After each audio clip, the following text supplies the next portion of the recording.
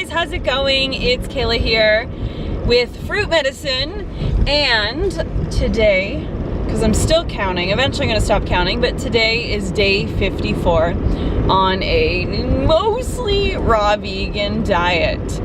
And today I want to talk about poop because this is something that needs to be talked about.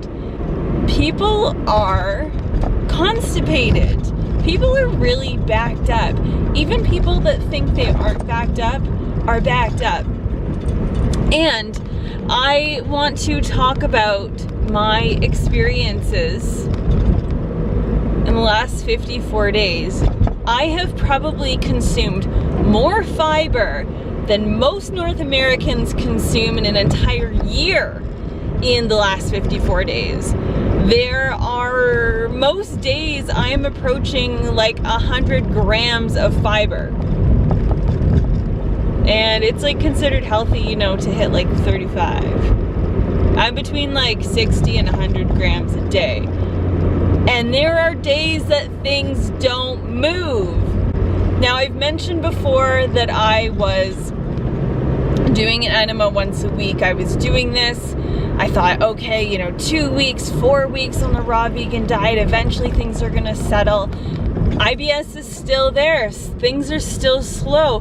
My body doesn't get the urge to eliminate after a meal. Ideally, within 30 minutes of consuming a meal, your body, you know, lets things exit. I don't know about any of you that are, you know, following a plant-based diet, or maybe you're doing raw or just consuming a lot of plants. And sometimes you have to wonder, like, is this food in my body going to an alternate universe or something? Like, it's crazy. So anyway, I wanted to talk about some of the experiences that I have had. So I've been doing this for almost 2 whole months. Next Saturday, it'll be 2 full months. June 3rd will be my 2-month anniversary or whatever. Experiences, like I just said, I have not, you know, things are still not totally up to par.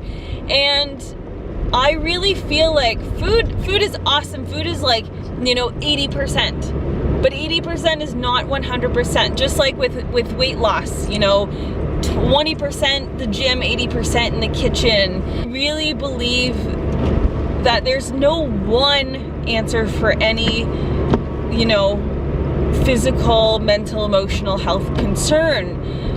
And from my experience, I believe a lot of, well, I know the original source of a lot of my challenges is stress, is the original cause. Stress and the non-physical created these physical problems, and even more physical than food is structural. So if you do not know already, I am in my first year studying osteopathy, and so I've been so blessed to receive a large quantity of both very educated and non-educated osteopathic treatments in the last couple months. The last couple Fridays, I've been helping with the 4th year exam. So basically, you know, offering my body for science and in getting these regular treatments by 4th years that are, you know, they've had a lot of experience with hands on a body, getting these regular treatments. So I would get 2 half-hour treatments. Well, it wasn't actually half-hour hands-on. It was probably like, you know, 10 minutes per person hands-on. But I feel like the adjustments in my body are changing my elimination. And for the last 7 days, so historically for me, I would probably get the actual urge to go to the bathroom maybe once a week. That, like, you know, peristalsis, that like, oh, things are moving, like that muscle feeling. It wouldn't happen for me every day, but in the last week I have been actively putting, well, I guess inactively putting effort into allowing my body to do its own thing. Now, about a month ago, I think I had my first exam treatment, so my first, like, you know, offering my body to the student. And we talked, and I was like, you know, I can make it happen every day. Something happens every day, but I'm never empty. And I was, you know, informed of the concern, especially with the health of the pelvic floor, and that you can actually cause a lot of problems if you're forcing yourself to go to the bathroom. Sorry if this is all, you know, TMI for all of you, but you know, you gotta talk about this stuff. It's important. Get that stuff out of you. It's really important that you know, allow the pelvic floor, which are these muscles at the base of the pelvis, to actually hold all of the contents in place. And they're lifting. And if you create an action where you're pushing down, it's just not good. I don't know a whole lot about all the ins and outs yet. I'll be able to talk a lot more about it in the future. But right now, if you're, you know, forcing yourself to the bathroom, the fact that people keep books and magazines in their bathroom is like a major red flag that something is not wrong in the colon, the intestines, the GI tract. It should really like happen pretty quickly. So anyway, I've been just allowing my body to do its own thing. I'm trying to, you know, shift back and allow the body to take over again and stop forcing the body. So in the last 7 days, I've actually had this peristalsis happen almost every day. And this makes me, this leads me to think that, yeah, raw foods are amazing. A plant-based diet is amazing. It is like the best thing that you can be putting in your body. There is so much for those that need the science. There's so much science behind it. There's just, you know, every aspect to it.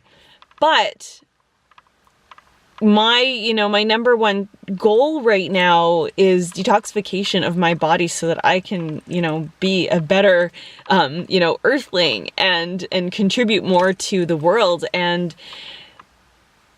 you know, if the stuff is sitting inside my body, if the waste is not out, like there's some scary stuff happening in some people's bodies.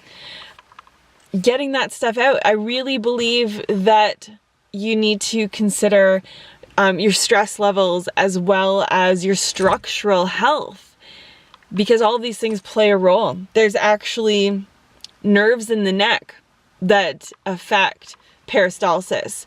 And if the neck is either tense or the vertebrae are slightly out of alignment, if the structure is off, your neck can actually be affecting your elimination, as well as, you know, anywhere along the spine, but especially the neck and the lumbar spine, the lower back, even the sacrum. Because these little tiny adjustments, these very subtle adjustments that I have had, within hours, massive difference, and it's consistent.